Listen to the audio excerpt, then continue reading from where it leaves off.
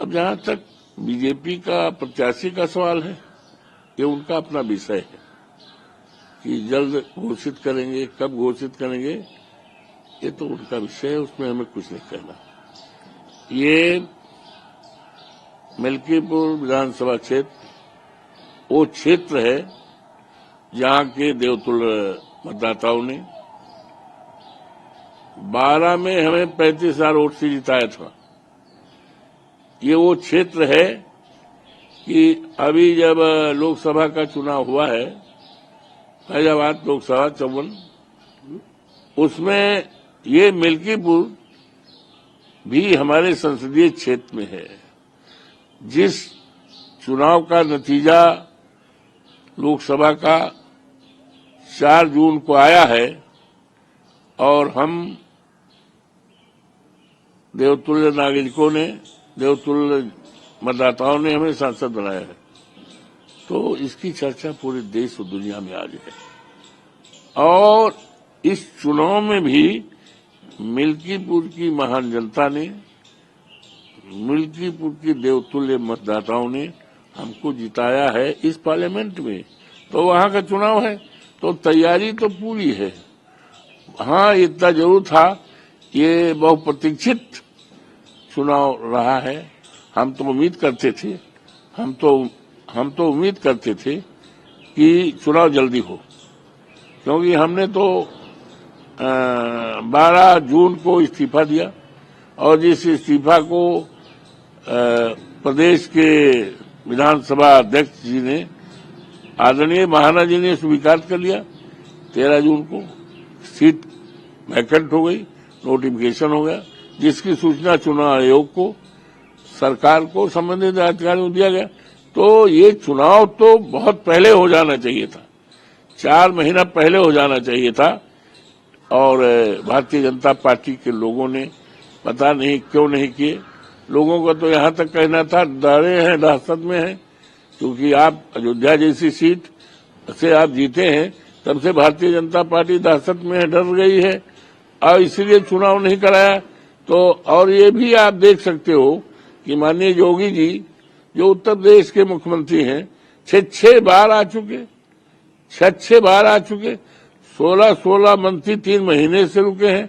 ये इस बात का संकेत है और इस बात का पूरी तरह से चर्चा है कि इन्होंने कोई काम किया नहीं, भारतीय जनता पार्टी सरकार ने इन्होंने कोई काम किया नहीं। आज ठंड है, किसान अपने खेतों में खेती बचाने से सांडों की रखवाली कर रहे हैं, इसका कोई इंतजाम नहीं है। किसानों को इस साल पहला वर्ष है कि गेहूं की बुवाई में डीएपी खाद नहीं मिली है। लाइन लगाने में पुलिस के लाइन लगाए, पुलिस को लाठी भी चलाना पड़ा।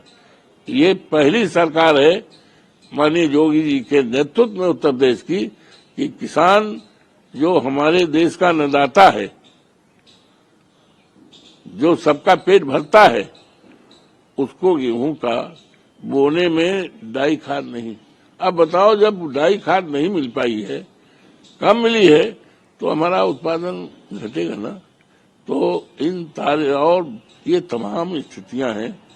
बेरोजगार नौजवान जो हमारी दौलत है, इनका पर्चे लीक होता रहा, नौकरी नहीं है, महंगाई है। बाबा साहब भीमराव अंबेडकर का संविधान और बाबा साहब भीमराव अंबेडकर का जिस तरह से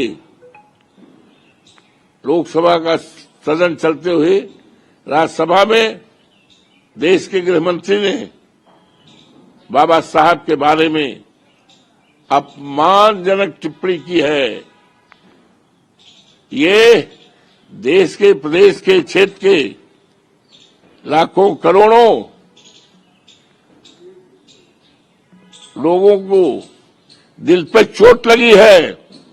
लोगों ने संकल्प किया है, जब ये बाबा साहब भीमराव अंबेडकर का अपमान कर रहे हैं, संविधान का अपमान कर रहे हैं, संविधान को ये बदलना चाहते हैं, तो ये संकल्प कर लिया है हमें इनको भी बदलना है और बदलने की शुरुआत मिल्कीपुर विधानसभा से करना है। और मिल्कीपुर विधानसभा का चुनाव देवतुल्य मतदाताओं ने, जनता जनार्दन ने ये तय कर लिया है, तय किया है कि हमने अवधेश प्रसाद को 35,000 वोट से 12 में जिताया है, शुरुआती जिताया है। अभी 4 जून को उनको जिताया है, तो उनके बेटे को अजीत प्रसाद को, जिसके लिए माननीय राष्ट्रीय अध्यक्ष अखिलेश यादव जी ने समाजवादी पार्टी इंडिया गठबंधन का उम्मीदवार बनाया है, उसको इतना ज्यादा वोट से जिता दें कि जिस तरह से अवधेश प्रसाद का नाम, और हम अवधेश प्रसाद पूरे देश और दुनिया में हमारा नाम रोशन कर रहे हैं, हमारी चर्चा करा रहे हैं, उससे ज्यादा वोट से उनके बेटे अजीत प्रसाद को जिताएंगे। जनता तैयार बैठी। यूपी सरकार हमला बोला, उन्होंने कहा पाप करने वाले ही कुंभ जाएंगे, उनकी इस बयान को कैसे देखते हैं? ये उनका विचार है। कुंभ का हमने खुद कहा है, कुंभ का ये कुंभ कोई आज से नहीं है, कुंभ तो बहुत दिन से है। महाकुंभ हमारी भी सरकार रही है।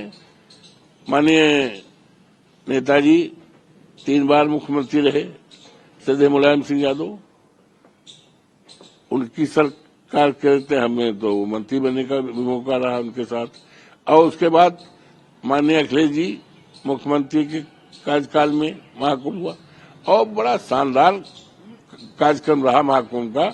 और इतना अच्छा इंतजाम था कि देश और दुनिया में महाकुंभ के इंतजाम का समाजवादी पार्टी द्वारा माननीय अखिलेश यादव जी की सरकार, माननीय मुलायम सिंह जी की सरकार में जो आयोजन हुआ था, इसकी चर्चा, इसकी तारीफ, इसकी प्रशंसा देश दुनिया में हुआ है।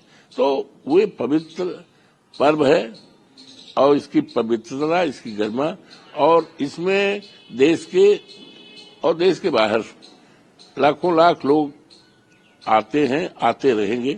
तो इसको मैं इस कार्यक्रम को मैं प्रणाम करता हूं, और सरकार से अनुरोध करता हूं और उम्मीद करता हूं कि बहुत अच्छे ढंग से महाकुंभ की तैयारी करें, जिससे जो श्रद्धालु आ रहे हैं महाकुंभ में स्नान करने, श्रद्धा पूर्वक करने, उनको किसी तरह का परेशानी न हो। और जो एक इतिहास, गौरवशाली इतिहास है, जो गौरवशाली परंपरा हमारे महाकुंभ का, इस परंपरा का मैं स्वागत करता हूं, अभिनंदन करता हूं, और सरकार से फिर मांग करता हूं कि बहुत अच्छा इंतजाम किया जाए, जिससे श्रद्धालुओं को किसी प्रकार की कोई परेशानी। अब कौन क्या कहता है उसके बारे में, I have nothing to say about the person जो इस तरह की कहते हैं कि कौन लोग जाएंगे, उसमें हमें नहीं कहना है। आई हैव नथिंग टू से a single word regarding the statement, समझ गए कि नहीं? हाँ, हमारा अपना जो बताया वही सत्य है।